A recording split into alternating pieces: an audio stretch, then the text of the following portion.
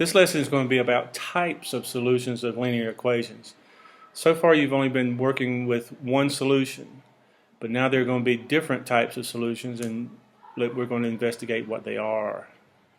There are three types of solutions to linear equations. The one you're familiar with is one solution. The second one is infinite solutions. In other words, there can be any number of solutions to a problem. And then finally, no solution. That's when nothing works. It's an impossible situation. Okay, you're familiar with the one solution type. One solution results when you get an answer such as x equals 4 or y equals -2 or z equals 3. Okay?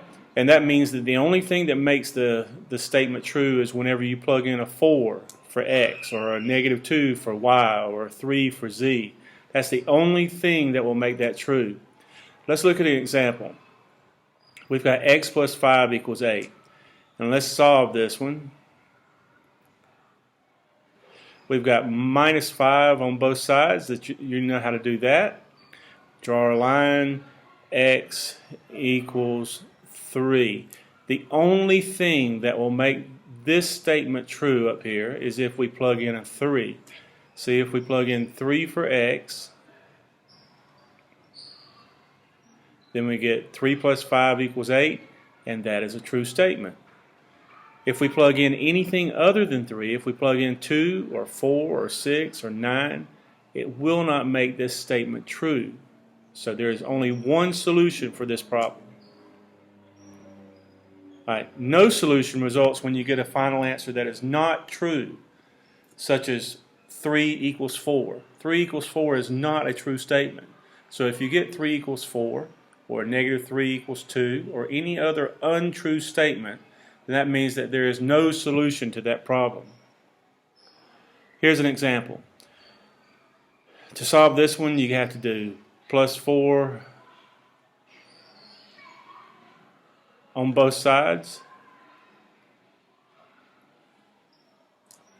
You get 2x equals 2x plus 2 minus 2x on this side minus 2x on this side, and that gives you 0 equals, these cancel each other out, 2. 0 equals 2 is not a true statement, so that means that there is no solution that will work for this one. If you plug in 0, 2 times 0 minus 4 equals 2 times 0 minus 2. That would give you -4 equals -2. Won't work. If you plug in 1, 2 times 1 minus 4 equals 2 times 1 minus 2. That would give you 2 minus 4 equals 2 minus 2. -2 equals 0. Doesn't work. So there is nothing that you could plug in there that would work. So when you get a statement such as this, an untrue statement, that means there is no solution to the problem. Infinite solutions result when you get a final answer that is always true, such as x equals x. X is always going to be equal to x. 2 is always going to be equal to 2. And 0 is always going to be equal to 0. So if that's the case, then you've got a statement that is going to be always true and infinite number of solutions. Here's an example. We've got 2x plus 2 equals 2 times x plus 1. So we go 2x plus 2 is equal to 2 times x is 2x. 2 times 1 is 2. We go -2 on both sides. We get 2x is equal to 2x minus 2x on both sides. And we get 0 equals 0, which is always true, which means that this has infinite number of solutions. That means if we plug in anything, this is going to come out with a true statement. We can plug in 0. We plug in 0, and we get 2 times 0 plus 1. So 2 times 0 is 0. 2 times 1 is 2. True statement. If we plug in negative 1, 2 times negative 1 plus 2 equals 2 times negative 1, excuse me, equals 2 times negative 1 plus 1. That gives us negative 2 plus 2 equals 2 times 0.